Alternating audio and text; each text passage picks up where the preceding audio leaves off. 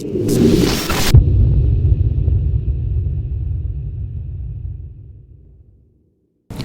guys, how you doing? Ronsanut here. Well, it's been some time since I've posted a video. It's summertime, enjoying a lot of the outdoors, actually doing some builds, but nothing really spectacular that I recorded for you guys. So what I thought I'd do is get back on track here and show you what I hope to be is a pretty spectacular build, at least for me anyway. This is my home system, my main office system. This is the that case or chassis you see in the back without the skins on it is a Case Labs STH10. Now I did a build in this some time ago. It's my main primary system that I use, but it went down about, I don't know, at the end of last year. Luckily I had the Clockwork Orange system built and not being used for anything except for a little gaming, so I decided to make that my main system while I slowly piece together things to upgrade my STH10. So pretty much that's what you see here. Over the past 6 months or so, I've picked up a few pieces here and there, some from eBay, all of the water cooling stuff from Performance PCs. And anyway, came up with what you see in front of you here pretty much as what's going to go into the STH10. Now, I haven't named it yet. You guys feel free to post messages down below. Let me know what you think once you see the pieces that are going into it.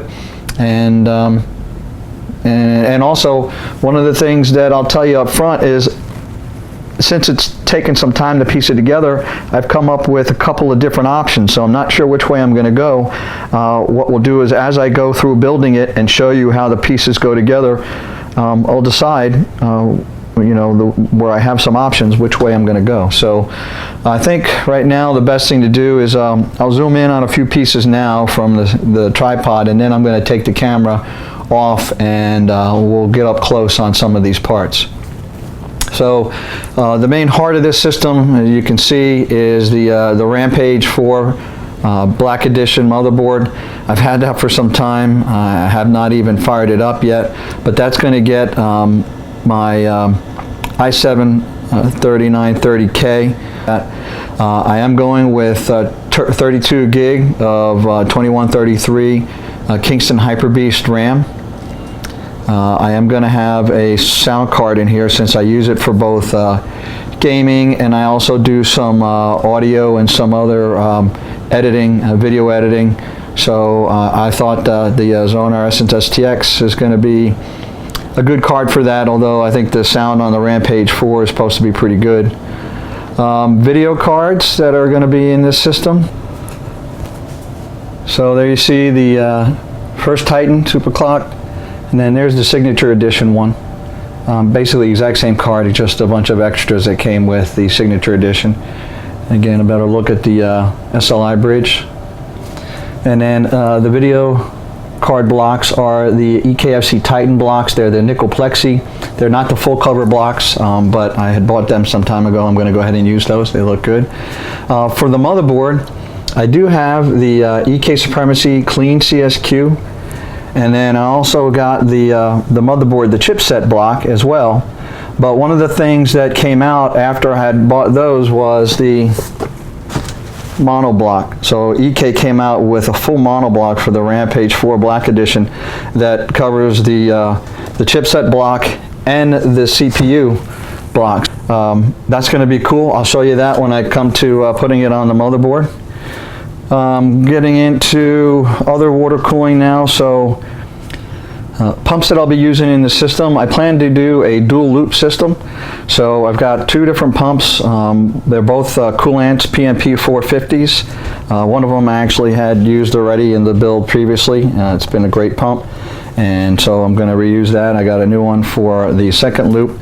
Radiators, you can see there, the Black Ice Nemesis 360 GTX and the Black Ice Nemesis 480 GTX. Great radiators. I did a review on those, so I'll post the link below if you want to take a look at them. Excellent radiators, and they did really well. I used to have Black Ice SR1s in this system, and these performed even better than those, so I'm using those. Now what you see here is a ton of tube reservoirs, and that's because I'm not sure which way I'm going to go with the dual loops. So there will be dual loops, but one option is using what I really liked is this is a single block, an EK-D5 dual top. So it's one long block that you can mount two reservoirs on. And so, and I have some, some things to make that work. There are a couple of things I had to do that. So that also saves some real estate. I like that. But another way to go is with a couple of EK D5 X-Res tops. So those come with the 100 mil tubes, but I'm going to swap them out with these 250s. And you need the X3 style in order to work with those tops. And the other thing that's cool is EK came out with cover kits now. So you know how Bits Power has their mod tops and blocks.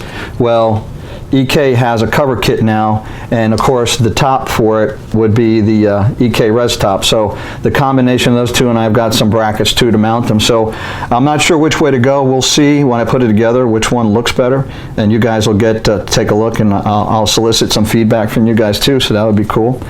When it comes to cooling the RAM, of course you don't have to, but for the Bling, I've got two ways to go on those too. I could stay all EK, and I bought these on eBay from somebody. These are the the smoked acrylic CSQs, but I like the clean. Everything else you see here is clean tops. So I got some Dominator clean tops, and I also got the Monarch modules to put the RAM in if I don't use the Corsair GT RAM. And so that's one way to go. And the other way is I really like these, and I have some of the Coolants RAM 33s. Now they're different, and all of my blocks are going to be nickel or shiny silver Bits Power fittings.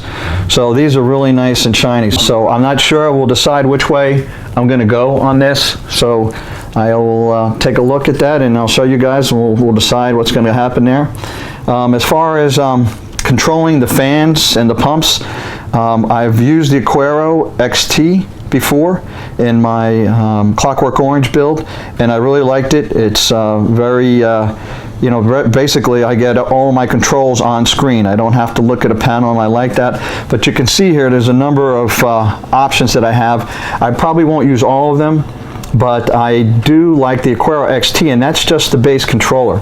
That's really, it's only the controller itself, and I'll show you that. You don't need to have everything else. You don't actually need the display unless you're used to looking at the front of your case. Well, this system is so massive, it's going to be on the floor next to my desk in my office, and I prefer just to have a window open on one of my screens so I can control the system. And actually, once you set this up, the system does it for you, and I'll show you all of those. So we can take a look at some of the options I have. I have a USB high flow meter. And then I have there's a separate USB D5 with a pump. It's a USB control. So that I don't think I'm going to use, but I might. I'm going to test that, and I'll show you how that works.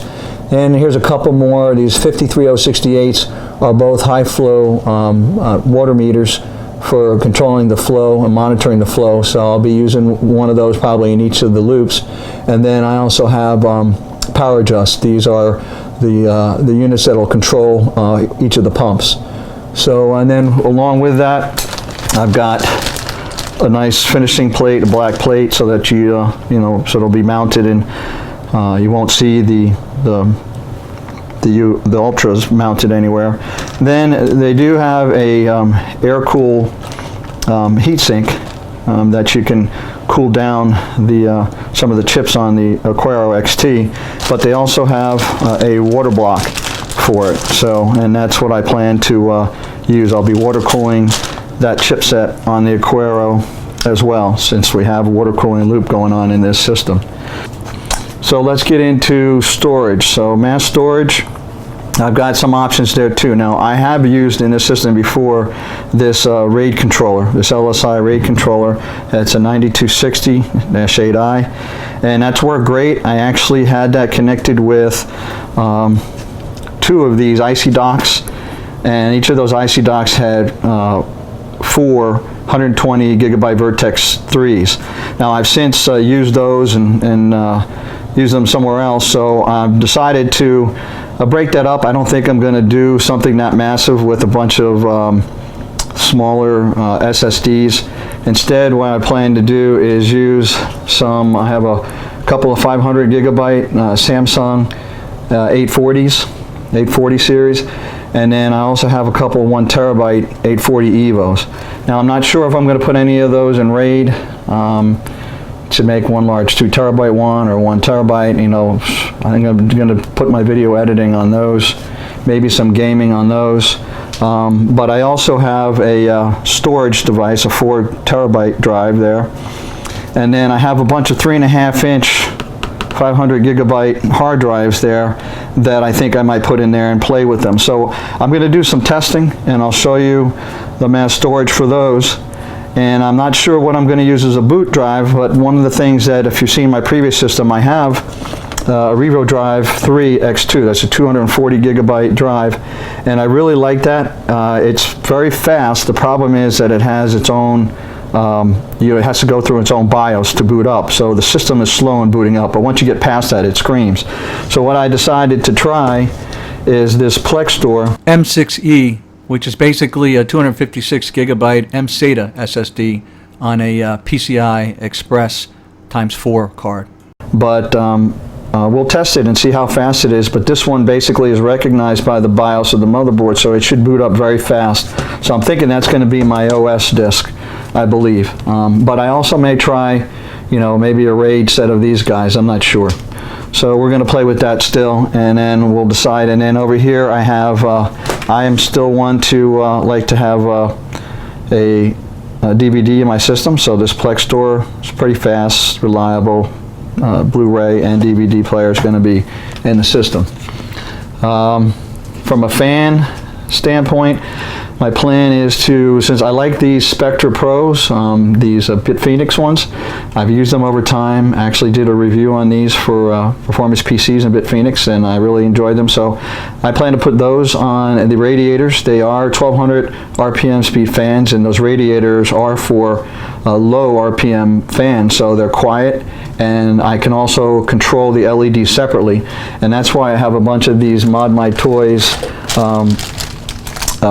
these PCBs that allow me to control the lighting and the fans power. So I have a bunch of those, so I won't have tons of different cables throughout the system. I'll be able to mount one of these blocks close to the fans for each of the rads and where they're going to be positioned, and then run it straight out to the Aquaro.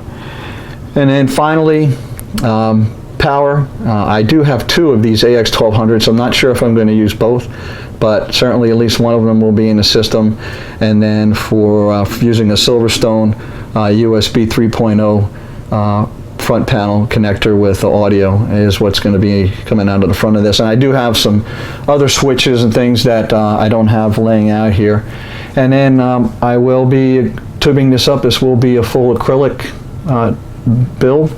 And you know, I have a bunch of crystal links, and I have a bunch of the Bits Power fittings on the way to the multi-links that'll support all of the tubing runs that I'm going to have in the system.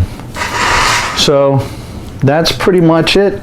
I think I covered everything. So you can see there's a number of decisions I have to make, but true to the way I build systems, I will be taking you through each of them, and especially some of the Aquaro stuff. I will be recording how to set these up and how to load the software and configure it. I'll give you the resources to find the software so that you can do it yourself. And then some of these I'm going to test. So we'll do some testing to see how quickly this Plextor runs, how well that runs compared to the Revo. You'll see the BIOS, the Mega RAID. I'm not sure about that. I may not wind up using that RAID controller, because I only have so many slots on that motherboard on the Rampage. 2 of them are going to be filled up by the graphics cards, then 1 by the sound card, and then 1 will be by one of these other drives. So I think I'm just going to run out of real estate on this motherboard to try to fit too much in there. So, but it'll be fun figuring that out. Well, that's it for the intro of the parts for the STH10 upgrade and rebuild. I Hope you like it. I hope you'll come along for the ride. And if you did like, please like and favorite. And if you're so inclined, please subscribe. That's it from Ronsanut. Thanks for watching.